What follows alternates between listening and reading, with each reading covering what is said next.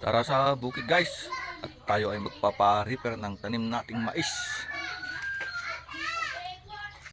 Ito nga pala yung papa-repair kong mais ko guys.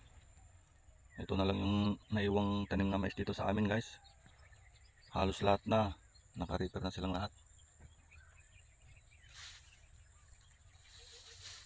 At ito na rin nga pala yung huli kong tanim na puting mais. Ito kasalukuyan ng namumulaklak.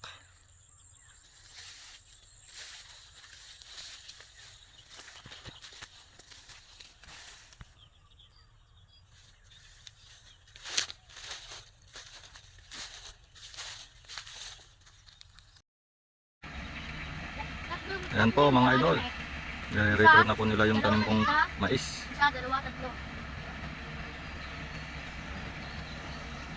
Saka yung kulay green na yun, yan po yung tanim kong naputing mais yung huli.